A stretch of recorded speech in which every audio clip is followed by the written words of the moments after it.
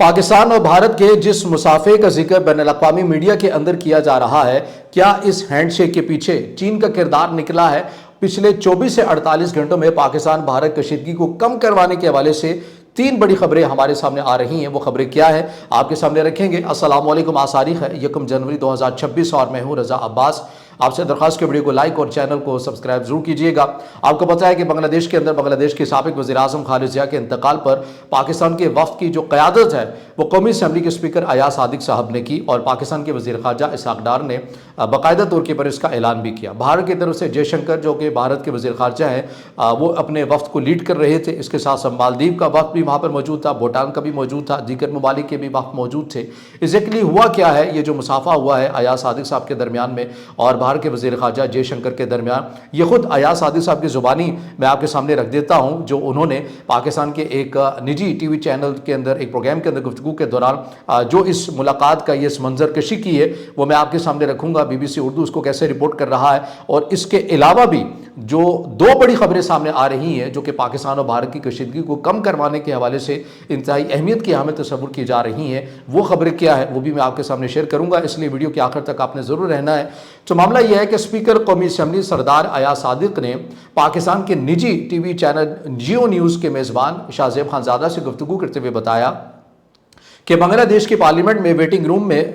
Room में हमें बिठाया गया था, जहां तमाम मेहमानों को इकट्ठा करने के बाद उन्हें बेगम खालिद ज़िया के जनाजे पर लेकर जाना था। अयाज सादिक ने कहा कि तमाम वफूद उसी जगह आ रहे थे और जब इंडिया के वज़ीर ख़ारजा जयशंकर वहां पहुंचे तो वो मालदीव और भूटान के वफूद के अरकान के पास गए, जबकि मैं आखिर में बैठा हुआ हाई कमिश्नर से बात कर रहा था। अयाज सादिक ने कहा कि हमें अंदाज़ा हो गया था कि वो आगे हैं, यानी कि जयशंकर आगे हैं। काफ़ी अजीब सूरत हाल थी, एक ही कमरे के अंदर हैं। मुझे हुकूमत की जानिब से कोई हिदायत नहीं थी, ना हम ऐसी कोई उम्मीद कर रहे थे। ऐसे में वो मेरे साथ आकर खड़े हो गए और उन्होंने हेलो किया। मैं फिर खड़ा हो गया, उन्होंने अपना तारुफ करवाया। मैंने कहा कि how are you. Ayaz Sadiq का कहना था कि उसके बाद जब मैं अपना तारुफ करवाने लगा तो उन्होंने कहा कि मैं आपको जानता हूं, आपको तारुफ करवाने की ज़रूरत नहीं है। ये कहकर उन्होंने यानी कि जयशंकर ने हाई कमिश्नर और सिफारखाने के बाकी अमले से हाथ मिलाया और फिर एक सोफे पर बैठ गए। एक सवाल के जवाब में अयाज सादिक ने कहा कि हाल ही में मैच में हाथ ना मिलाने के वाक़े की वजह से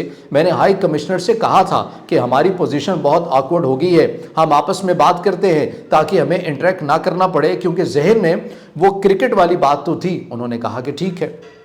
यानी पाकिस्तान के जो कौमी असम्बली के स्पीकर हैं अयाज सादिक साहब, वो ये कह रहे हैं कि मेरे जहन के अंदर ये बात तो थी ना कि भारत ने अपनी इस खारजा पॉलिसी का हिस्सा बना लिया था कि जो क्रिकेट की टीम है, चाहे वो मेंस हैं या वुमेन्स हैं, वो आपस में हाथ नहीं मिलाएंगी। उन्होंने अपनी टीम को वाज़ेह हिदायत दी थी। जब उन्होंने अपनी टीम को हमारी टीम के साथ हाथ मिलाने नहीं दिया, अपनी खारजा पॉलिसी का हिस्सा बना लिया और भारत के वज़ीर ख़ारजा है जयशंकर, तो ये कैसे होगा कि यहाँ पर पाकिस्तानी वफ़द और इंडियन जो वफ़द हैं ये आपस में हाथ भी मिलाएंगे? ऐसा तो हो नहीं सकता था। तो अयाज सादिक साहब कहते हैं कि मेरे लिए सरप्राइजिंग था कि वाकई ऐसा होना तो नहीं चाहिए था, लेकिन बहरहाल हो गया। अब चूंकि हमारी ऐसी तरबियत नहीं है कि एक शख्स आ रहा है और सलाम कर रहा है या हेलो कह रहा है तो हम उसका जवाब ना दें, तो लिहाजा मैंने भी अखलाकी बुनियादों के ऊपर मैं भी अपनी कुर्सी से उठा, सोफे से उठा और मैंने उनके साथ इंटरेक्ट किया और उनके साथ हाथ भी मिलाया। तो ये चीज़ें अयाज सादिक साहब कह रहे हैं। अब देखिए कि ये मामला इतना ही सादा है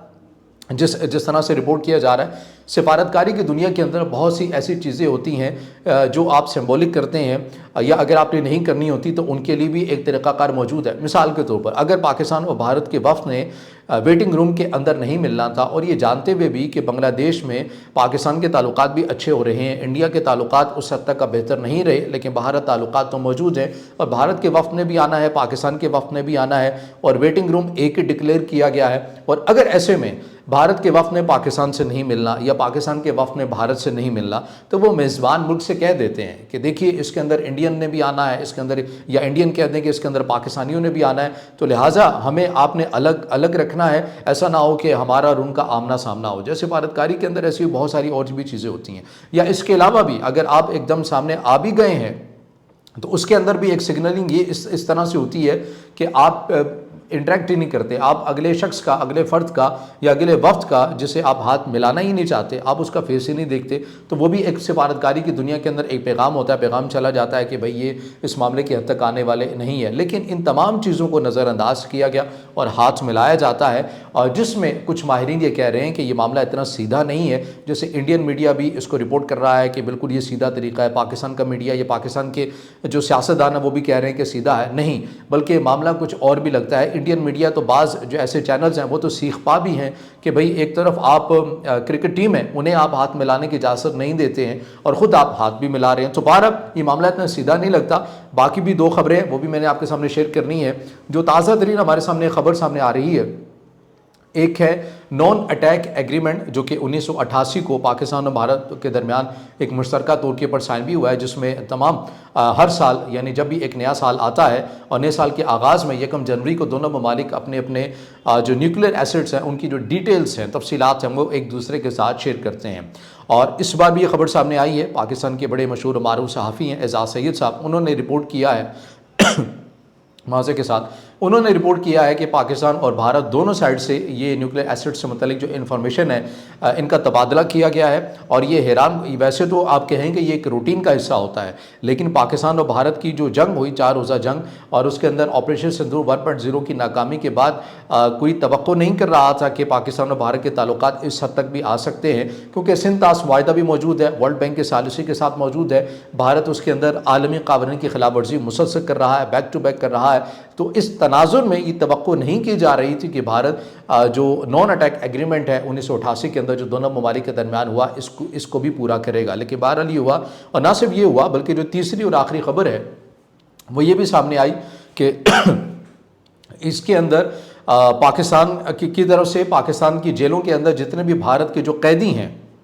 وہ کتنی بڑی تعداد کے اندر ہیں، کون کون ہیں، ان کے جو ناموں کی فہرست ہے وہ پاکستان نے انڈیا کے ساتھ شیئر کی ہے اور انڈیا نے بھی پاکستان کے ساتھ شیئر کی ہے۔ اگین یہی کہوں گا، یہ کہنے کو تو ایک روٹین کا حصہ ہے، لیکن پاکستان بھارت کی جنگ کے بعد ہر معمولی چیز بھی اگر وہ ہوئی ہے تو وہ غیر معمولی ہی تصور کی جا رہی ہے، اور اسی لیے اس کے اوپر زیادہ باتیں بھی کی جا رہی ہیں۔ میں یہ کہوں گا کہ یہ اچھی بات ہے، خوش آئین بات ہے، دونوں طرف کا میڈیا بھی ہو، دونوں طرف کے سیاسی حکمران بھی ہو، اگر وہ سمجھتے ہیں کہ انہوں نے پس پردہ معاملات کو ٹھنڈا کرنا ہے، پس پردہ کچھ سفارتکاری کو کھلا رکھنا ہے، تو یہ تو اس خطے کے لیے بہت اچھی بات ہے، ہونا بھی یہ چاہیے۔ جنگیں بھی تو کسی معاملات کا حل نہیں ہوا کرتی، تو امید تو اچھے ہی کی کرنی چاہیے کہ مذاکرات کے ذریعے اور اچھے پڑوسیوں کی طرح دونوں ممالک جو ہیں پاکستان اور انڈیا آگے بڑھتے ہوئے بھی نظر آئیں، اگر ایسا ہی ہو رہا ہے۔ اب اس سارے تناظر کے اندر واضح کے ساتھ جو چین کا جو نام ہے وہ کیسے آ رہا ہے؟ چین کا جو نام ہے وہ اس تناظر میں آتا ہے کہ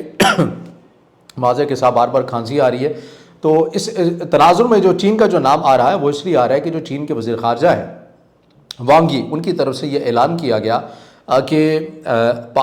2025 کے اختتام کے موقع کے پر وہ تقریب کر رہے تھے، خطاب کر رہے تھے، اس دوران انہوں نے کہا کہ چین نے اس سال بہت بڑے بڑے تنازعات کو حل کروایا ہے سفارتکاری کے ذریعے، اور چین یہ پیغام دینا چاہتا ہے کہ ہم جنگوں کے ذریعے نہیں بلکہ سفارتکاری کے ذریعے معاملات کو حل کرواتے ہیں۔ اور انہوں نے اپنی اس تقریر کے دوران پاکستان اور بھارت کے تنازع کا بھی ذکر کر دیا کہ جو مئی میں پاکستان اور بھارت کا تنازع ہوا، جنگی صورتحال معاملہ اختیار کر گیا، یہ اس کے اندر بھی جو ٹھنڈک پیدا ہوئی، جو لچک پیدا ہوئی دونوں فریقین کے درمیان، اس کے اندر پس پردہ چین نے کردار ادا کیا۔ اب بھارت کی جو اپوزیشن ہے، راہل گاندھی صاحب وہ تنقید کر رہے ہیں مودی صاحب کے اوپر کہ بھئی آپ ایک طرف پہلے امریکہ کہہ رہا تھا کہ ہم نے ثالثی کروائی ہے، اب تو چین نے بھی یہ دعویٰ کر دیا ہے، تو آپ کے پاس کیا جواب ہے؟ بھارت کا جو میڈیا ہے، جو ریاست کے قریب سمجھا جاتا ہے، جو اپنی حکومت کے قریب سمجھا جاتا ہے، وہ یہ کہہ رہے ہیں کہ ہمیں ضرورت ہی نہیں ہے چین کے اس دعوے کے اوپر جواب دینے کی، ہم چھوڑ دیجئے، اس کے اوپر کوئی کمنٹ کرنے کی ضرورت نہیں ہے، لیکن باہر چین کی طرف سے دعویٰ کیا گیا ہے کہ یہ ثالثی ہم نے ادا کی تھی۔ اب اس ضمن میں ظاہر ہے کیونکہ بھارت کی پالیسی ہے کہ جب پاکستان اور بھارت کے درمیان تنازع ہوگا، کیونکہ تیسرا جو ملک ہے وہ فریق نہیں بنے گا، اگر معاملہ حل ہونا ہوا تو پاکستان اور بھارت خود ہی اپنی مرضی کے مطابق جو ہے وہ حل کر لیں گے، اس کے اندر ہم تیسرے فریق کی ثالثی جو ہے وہ ایکسیپٹ نہیں کریں گے۔ یہ بھارت کی خارجہ پالیسی کا حصہ ہے، اور اسی لیے بھارت کی جو اپوزیشن ہے وہ مودی سرکار کے اوپر تنقید بھی کر رہی ہے۔ لیکن بہرحال اب آنے والے دنوں کے اندر معلوم ہوگا کہ چین اس خطے کے اندر واقع پاکستان اور بھارت کی دوستی کروانے کے چکر کے اندر کچھ پس پردہ اقدامات کرتے ہوئے نظر آ رہا ہے۔ بتایا تو یہ بھی جا رہا ہے کہ 4 جنوری کو ایک ہائی لیول کی پاکستان کا جو وفد ہے وہ بھی چائنا جائے گا۔ اب دیکھنا یہ ہے کہ پاکستان اور بھارت کی کشیدگی کیا کم ہوتی ہے، چین اس کے اندر